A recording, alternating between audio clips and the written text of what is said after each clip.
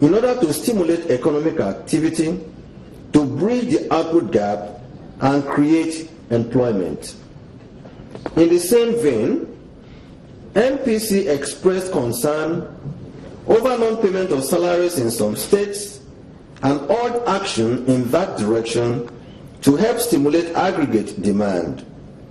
On its part, and as a complementary measure, the MPC restated its commitment to measures and deployment of relevant instruments within its purview to complement fiscal policy with a view to restarting growth. The committee also enjoined deposit money banks to partner with government and the bank in this direction by redirecting credit from low employment generating sectors to those capable of supporting growth, reducing unemployment, and improving citizens' standard of living. Members agreed that the economy was passing through a difficult phase, dealing with critical supply gaps, and underscored the imperative of carefully navigating the policy space in order to engender growth and ensure price stability.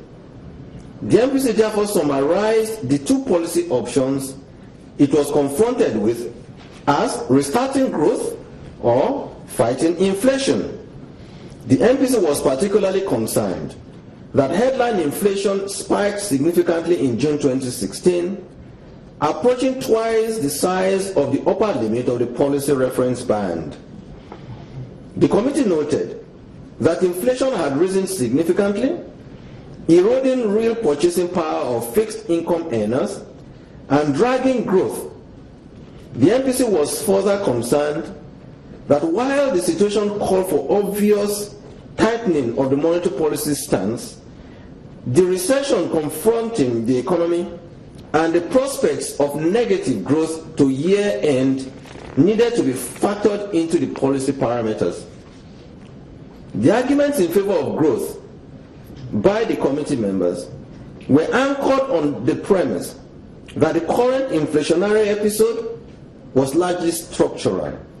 In particular, members noted the prominent role of cost factors arising from reform of the energy sector, leading to higher domestic fuel prices and electricity tariffs, and prolonged foreign exchange shortages arising from falling oil prices, leading to higher input costs, domestic fuel shortages, increased transportation costs, security challenges, reform on the foreign exchange market, reflected in high exchange rate pass-through to domestic prices of imports.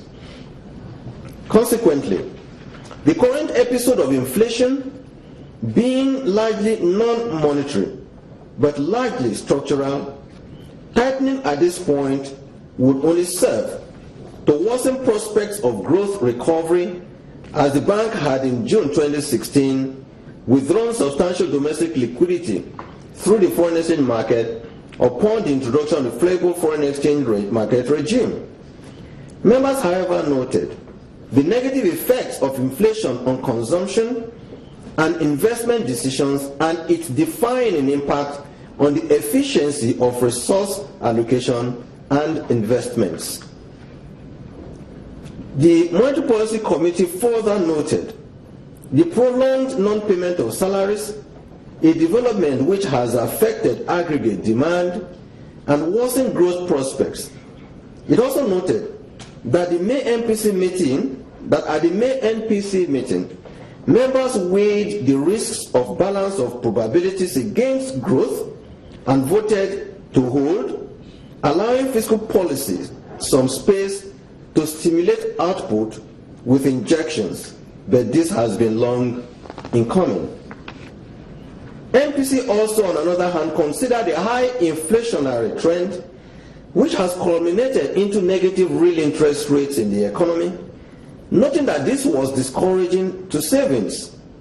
Members also noted that the negative real interest rates did not support the recent flexible foreign exchange market, as foreign investors' attitude had remained lukewarm, showing unwillingness in bringing in new capital in under the circumstance. Members further noted that there existed a substantial amount of international capital in negative yielding investments globally, and Nigeria stood a chance of attracting such investments with sound macroeconomic policies put in place. Consequently, members were of the view that an upward adjustment in interest rates would strongly signal not only the bank's commitment to price stability, a major mandate of the central bank, but also its desire to gradually achieve positive real interest rates. Such a decision, it was argued, gives impetus to improving the liquidity of the foreign exchange market and the urgent need to deepen the market to ensure self-sustainability. Members were of the opinion that this will boost manufacturing and industrial output, thereby stimulating growth, which is desired at this time. The committee's decision.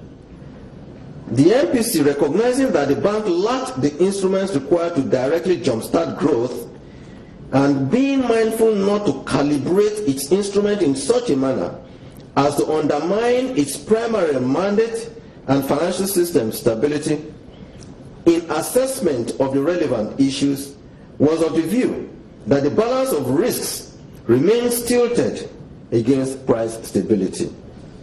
Consequently, 5 members voted to raise monetary policy rate, while 3 voted to hold position.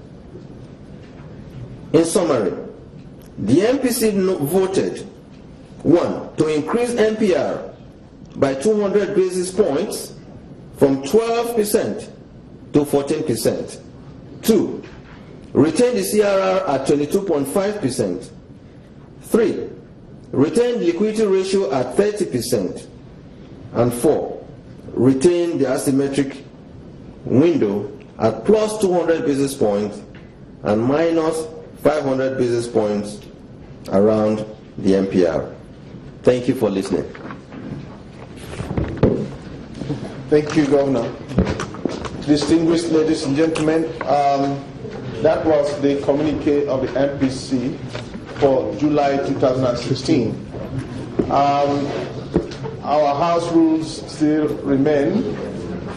We have to limit our comments and our questions to the subject matters raised in the communique.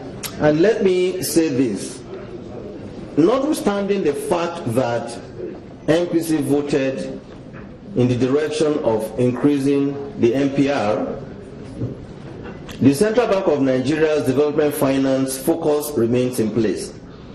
We would, through target interventions, continue to support disbursement of funds through intervention to certain targeted sectors of the economy, particularly agriculture, the mineral sector, those who want to go into new and fresh manufacturing, importation of plants, so as to boost manufacturing and industrial output, like we said in the course of the communique.